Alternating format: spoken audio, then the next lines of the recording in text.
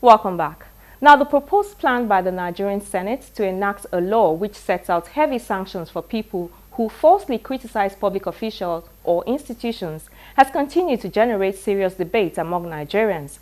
Most of the critics of the bill believe the real targets are social media enthusiasts and human rights defenders who might be critical of government policies or reports on corruption involving high-ranking government officials. They've argued that the bill, which restrains access to internet and social media, curtails the freedom of the press and online content in illegitimate, disproportionate, or otherwise unlawful and abusive ways. However, the Senate has insisted that it supports freedom of speech and will not be blackmailed by opponents of the bill. The bill, which has passed first and second reading, has now been referred to the Committees on ICT, Judiciary, Ethics and Privileges for further legislative duties. The bill, titled A Bill for an Act to Prohibit Frivolous Petitions and Other Matters Connected Therewith, is sponsored by Senator Ibn Allah of APC Kebbi South. The bill provides for an option of 4 million naira for persons convicted of false newspaper, radio and television statements, and 2 million naira for offenders of false phone text messages or messages on Facebook, Twitter, Instagram or WhatsApp.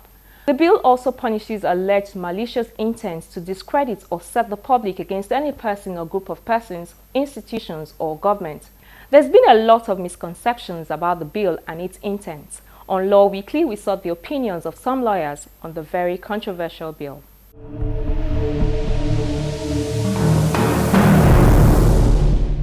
I've followed the order of proceedings before the National Assembly, and there is a bill which I understand proposes to regulate content on social media, and those will be your regular, LinkedIn, Facebook, Twitter, Instagram, and all whatnot. While there is no doubt that society reserves to itself the right to regulate matters of decency, and indeed the reason given for wanting to regulate the social media in Nigeria is reasons of decency, the balance between free speech and society's right to regulate decency is always a very delicate one. And most developed societies always tilt that balance in favor of free speech. And so we've not seen the details yet of the extent to which the regulation will be done, or indeed what is considered to be indecent. The Constitution of Nigeria protects free speech. It makes that protection subject to laws that are reasonable in a democratic society for preserving public morals. And that's the balance that the Senate and the National Assembly has to ensure that it gets right. It must get that, and the problem is always in what people consider to be decent, in decency or not. A good example, of course, would be that while in the United States of America, same-sex marriage is not considered to be indecent. In fact, there's a constitutional right to it. In Africa, many African countries have expressed a view to the contrary. So you would see there's some element of subjectivity or relativity to the perception of what is moral and what is not. My caution to the National Assembly would be to ensure that it gets that balance right, and that should there be any doubt at all, it should be tilted in favor of free speech. There's no right that is absolute. There's no law that's absolute. There must be certain abridgments, do you understand? Because if you have an absolute law, which means people who operate in the system will abuse it, you understand? So we know that the social media is a new system is a new thing in the Nigerian context. So and the way it is going, if it's allowed to continue that way, I think it may be operating in an absolute system.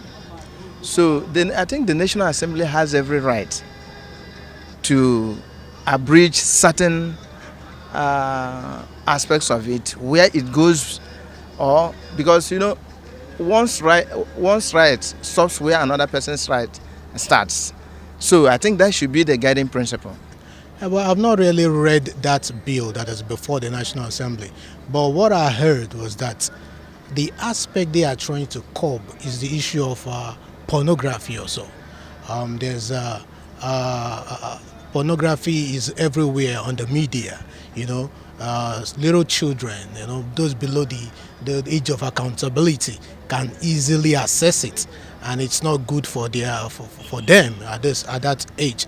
So what the National Assembly is trying to do is to pass a law which will, to a very large extent, curb the way by which these pornography and other obscene materials that may pollute the minds of the young ones, try to curb them so that they don't get into the hands of people who are not up to the age to decide what is good for them and what is not good for them. I think that is what the National Assembly is trying to curb. It's quite surprising that at this time that so many things are facing our country, that our senators particularly are more concerned about issues of social media and are not dealing with major problems confronting the country. However, it appears they are afraid of what they don't understand, because the concept of trying to gag social media is similar to trying to gag the media as a whole. It's an emerging form of media, and the young people are embracing it to air their views, express their thoughts, and have a voice.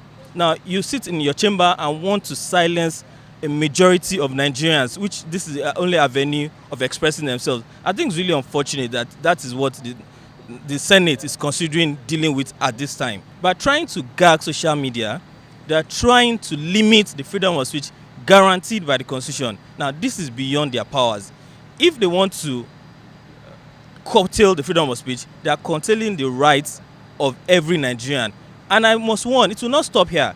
If they successfully curb the freedom of speech, they go to other rights guaranteed by the Constitution, and it becomes a snowballing everybody. So what I believe is, if we Nigerians allow them to get away with limiting the freedom of speech guaranteed by the Constitution, then we are in for something we don't understand at all. It's the beginning of many things that they do under the guise of making bills, forming laws. You can't be afraid of people expressing themselves. You can't. If you do right, people will not say things about you. The freedom of speech, particularly because we have to position it under what laws they're trying to come about. If I pick up my phone and I express myself, I'm expressing the rights given to me by the Constitution. You cannot, by any guise, curb that right. You cannot.